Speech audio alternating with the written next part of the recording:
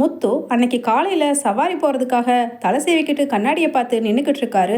அப்போ மீனாவோட அம்மா சந்திரா காஃபி எடுத்துகிட்டு வந்து கொடுக்குறாங்க. மாப்பிள்ள காஃபி அப்படின்னு சொல்ல உடனே முத்துவும், அத்தை இந்த வேலையில் நீங்கள் எனக்கு செய்யாடி என்னத்தை, மீனா இருக்கால அப்படின்னு சொல்ல உடனே மீனாவோ, இல்லைங்க நான் தான் அம்மாட்ட காஃபி போட்டு கொடுத்து விட்டேன். ஆமாம் இன்னைக்கு சாயங்காலம் இங்கே தானே வருவீங்க அப்படின்னு சொல்ல உடனே முத்துவோ, இல்லை மீனா அப்பாவுக்கு வேற உடம்பு சரியில்லாமல் அங்கே விட்டுட்டு வந்திருக்கோம், எங்கள் மனசே கேட்க மாட்டேங்குது அப்படின்னு சொல்ல உடனே மீனாவை சொல்கிறாங்க, அதைத்தாங்க நானும் சொல்கிறதுக்கு வந்தேன், இங்கே வர வேண்டாம், மாமா உங்களை பார்க்காம அங்கே ரொம்ப கஷ்டப்படுவார், அப்புறம் அத்தையும் திடுதுப்புன்னு நைட் ஒன்றுனா பயந்துக்குவாங்க தானே, நீங்கள் அங்கேயே போங்க அப்படின்னு சொல்கிறாங்க. கரெக்டாக ஃபோன் வருது முத்துவுக்கு. உடனே மீனா யாருங்க அப்படின்னு கேட்குறாங்க. உடனே முத்துவும், மீனா என்ன மீனா பாட்டி கால் பண்ணுறாங்க அப்படின்னு சொல்கிறாரு முத்து. உடனே மீனாவும் பேசுங்க அப்படின்னு சொல்லிட்டு சந்தோஷமாக முத்து பக்கத்தில் வந்து நிற்க உடனே முத்துவை ஃபோனை அட்டன் பண்ணி பேசுகிறாரு. டேய் முத்து எங்கடா இருக்க அப்படின்னு பாட்டி கேட்குறாங்க. உடனே முத்துவும், ஏன் பாட்டி நானும் மீனாவும் அவங்க அம்மா வீட்டில் தான் இருக்கோம் அப்படின்னு சொல்லிட்டு முத்து சொல்கிறாரு. உடனே பாட்டியோ, ஏன் எப்போ போனீங்க அங்கே அப்படின்னு சொல்ல உடனே முத்துவோ, இல்லை பாட்டி சும்மா அவங்க அம்மாவை பார்க்கணுன்னு மீனா கேட்டானே நான் தான் இங்கே கூட்டிகிட்டு வந்தேன் அப்படின்னு சொல்லிட்டு பொய் சொல்கிறாரு முத்து. உடனே சரி சரி நான் மீனாவை பார்க்கணும் உடனடியாக அப்படின்னு பாட்டியும் சொல்கிறாங்க. ஆமாம் டேய் உங்கள் அப்பாவுக்கு அடிபட்டதை ஏன்டா ஒருத்தருமே என்கிட்ட சொல்லவே இல்லை, என்ன பெத்த தாய் நான் இன்னும் உயிரோடு தான் இருக்கேங்கிறத உங்கள் அப்பன் அண்ணாமலை மறந்துட்டானா, அம்மா கிட்ட ஒரு வார்த்தை சொன்னீங்களான்னு அவன் தான் கேட்டானா அப்படின்னு சொல்லிட்டு திட்டுறாங்க. உடனே முத்துவோ, பாட்டி உங்ககிட்ட சொல்லக்கூடாதுனால இல்லை பாட்டி, நீங்களே வயசானவங்க, அப்புறம் அப்பாவுக்கு இப்படின்னு சொன்னால் நீங்கள் ஏதாவது ரொம்ப பதட்டத்தில் உங்களுக்கு ஏதாவது உடம்பு சரியில்லைன்னா அதுக்கப்புறம் யார் பார்க்குறது, அதனால தான் பாட்டி அப்படின்னு சொல்லிட்டு முத்துவும் சொல்கிறாரு. அதுக்கு வேண்டி என் பிள்ளைய நான் பார்க்காமையே இருந்துட முடியுமா, சரி சரி வந்து பார்த்துக்கலாம், இப்போ ஃபோனை வைக்கிறேன் அப்படின்னு பாட்டி வச்சிடுறாங்க. அதே சமயம் மீனா பயந்துக்கிறாங்க முத்துக்கிட்ட சொல்கிறதுக்கு. என்னங்க பாட்டி வந்துட்டா அப்புறம் நம்ம வீட்டுக்கு வந்தா மீனா எங்கடா முத்துன்னு உங்களை பார்த்து கேட்டா நீங்கள் என்னங்க பதில் சொல்லுவீங்க அப்படின்னு சொல்ல உடனே பக்கத்தில் நிற்கிற மீனாவோட அம்மா சந்திரா சொல்கிறாங்க, ஆமாம் மீனா நான் கூட இப்போ அதை தான் நினச்சேன், மாப்பிள்ள எப்படியாவது பாட்டி வர்றதுக்குள்ளே மீனா வாங்க கூட்டிகிட்டு போயிருங்க மாப்பிள்ள அப்படின்னு சொல்லவே கரெக்டாக விஜயா வந்து வாசலில் நிற்கிறாங்க. அப்போ அப்படின்னு சொல்லிட்டு இருமர் சத்தம் கேட்க எல்லாரோட பார்வையும் வாசல் பக்கம் திரும்புது. என்ன உலகமாக அதிசயமாக இங்கே அம்மா வந்திருக்காங்க மீனா அப்படின்னு சொல்லிட்டு சந்தோஷத்தில் முத்துவும், அம்மா வாங்கம்மா அப்படின்னு சொல்கிறாரு. உடனே மீனாவோ, அத்தை வாங்கத்தை அப்படின்னு சொல்ல உடனே என்னதான் இருந்தாலும் மனசுக்குள்ள மீனா நமக்கு வேண்டி இத்தனை நாள் எத்தனையோ ஓடி ஓடி பண்ணியிருப்பா அப்படிங்கிறத உணர்ந்தாலும் விஜயாவோட வரட்டு கௌரவம் அங்கே மீனாவோட அம்மா தம்பி தங்கச்சி முன்னாடி கௌரவத்தை குறைச்சி பேசாமல் இருக்கட்டும் இருக்கட்டும் அப்படின்னு சொல்லிட்டு திமிராதான் உட்காந்துட்டு இருக்காங்க. அப்போ சமந்தி காஃபி எடுத்துக்கங்க அப்படின்னு சந்திரா கொண்டு வந்து கொடுக்க, இல்லைங்க எனக்கு காஃபியெல்லாம் வேண்டாம் அப்படின்னு சொல்கிறாங்க.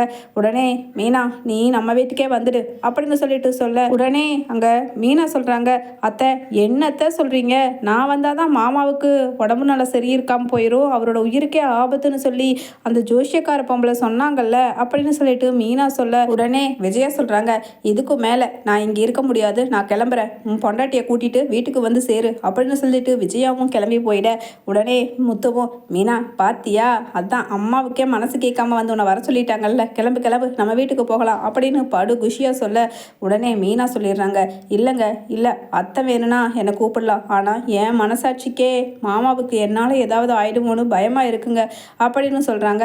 உடனே முத்து, ஐயோ முருகா மறுபடியும் வேதாளம் முருங்கா மரம் ஏறின மாதிரி அவங்க தான் இந்த தேவையில்லாத இந்த இந்த சக்தியும் அந்த சக்தின்னு சொல்லி என்னத்தையோ நம்பிக்கிட்டு இருக்காங்க மீனா, நீ கூடவா இப்படி நம்புவ, இதெல்லாம் எனக்கு நம்பிக்கை கிடையாது மீனா, வா கிளம்பு வா, அத்தை முதல்ல மீனாவோட பேக்கெல்லாம் எடுத்துகிட்டு வாங்க அத்தை நான் கூட்டிகிட்டு போகிறேன் அப்படின்னு சொல்லிட்டு சொல்கிறாரு. உடனே மீனா சொல்கிறாங்க, இல்லைங்க இல்லை நிச்சயமாக உங்களுக்கு வேணும்னா நம்பிக்கை இல்லாமல் இருக்கலாம், எனக்கும் இதில் அதிகமாக நம்பிக்கை இல்லை, இருந்தாலும் மாமாவோட உயிருக்கு ஒன்றுன்னு சொல்லும் பொழுது நான் நம்பித்தான் ஆக வேண்டிய கட்டாயத்தில் இருக்கேங்க, அதனால் நாங்கள் வரலங்க அப்படின்னு சொல்ல உடனே முத்துவும், சரி மீனா சரி ஒன்று மட்டும் கேட்டுக்க, இப்போ என் பேச்சை நீ மதிச்சு அந்த வீட்டுக்கு வரலனா அதுக்கப்புறம் நீ எப்போவுமே என் கூட பேசக்கூடாது சொல்லிட்டேன் அப்படின்னு சொல்லிடுறாரு. உடனே மீனாவோ, நீங்கள் எப்படி இருந்தாலும் என் கூட பேசாமல் இருக்க போகிறது கிடையாது, ஆனால் மாமாவோட உயிர் நிச்சயமாக நான் அங்கே வந்தால் ஏதாவது ஆயிரமோன்னு பயந்துகிட்டே இருக்கணும், அதனால தாங்க சொல்கிறேன், தயவு செஞ்சு இந்த விஷயத்தில் இப்படியே விட்டுருங்க, நீங்கள் சாப்பிடுங்க வாங்க அப்படின்னு சொல்ல உடனே முத்துவும், எனக்கு சாப்பாடு வேண்டாம் ஒன்றும் வேண்டாம் போ மீனா அப்படின்னு சொல்லிட்டு கோபமாக கிளம்பி போயிடுறாரு. மாப்பிள்ளை மாப்பிள்ள அப்படின்னு சந்திராவும் பின்னாடியே போக உடனே மீனா அமைதியாக நிற்கிறாங்க. உடனே சந்திரா வந்து என்னடி உனக்கு தான் ஏதாவது கிறுக்கு பிடிச்சிடுச்சா? அதான் சம்மந்தி அம்மாவும் மாப்பிள்ளையும் 2 பேருமே உன்னை வீட்டுக்கு வான்னு சொன்னதுக்கப்புறமும் நீ ஏன் போக மாட்டேங்கிற அப்படின்னு சொல்ல உடனே அங்கே மீனா சொல்கிறாங்க, இல்லைம்மா இல்லை, அதுக்காக இல்லை, ரோஹிணி ஏதோ பெருசாக பிளான் போட்டு என்னை வீட்டை விட்டு துரத்தணும்னு சொல்லி தான் அந்த சாமியாரை ஏற்பாடு பண்ணி இருப்பான்னு சொல்லி நம்ம ஸ்ருதி இருக்கால அவள் என்கிட்ட சொன்னான். எனக்குமே அது உண்மையாக தான் இருக்குமோன்னு டவுட்டாக இருக்குது. அதனால தான் அது என்ன உண்மைங்கிறத கண்டுபிடிச்சு மாமா முன்னாடி ரோஹிணியோட பித்தலாட்டத்தையும் மனோஜ் முன்னாடியும் அத்தை முன்னாடியும் நான் காமிச்சிட்டு அதுக்கப்புறம் போகலான்னு சொல்லிதாம்மா இதெல்லாம் என் வீட்டுக்காரருக்கு சொன்னால் அவர் ஒத்துக்கவே மாட்டாருமா. அவர் வா அங்கேயே போகலான்னு சொல்லி அவர் பிடிவாதமாக என்னை அங்கே அழைச்சிட்டு போகிறதுல தான் சந்தோஷமாக இருக்குன்னு சொல்லி கூப்பிட்டு தாம்மா போவார். அதனால தான் அப்படின்னு சொல்லிட்டு மீனாவும் சொல்கிறாங்க. அதே சமயம் அன்னைக்கு சாயங்காலம் பாட்டி வீட்டுக்கு வந்து சேர்ந்துட அண்ணாமலை ஹாலில் உட்காந்துருக்காரு கட்டு போட்டுட்டு. பாட்டி ஓடி போய் அழுகிறாங்க. ஏண்டா அண்ணாமலை, உங்கள் அம்மா என்ன செத்து போயிட்டான்னு நினச்சிட்டியா? உயிரோடு தான் இருக்கேன்.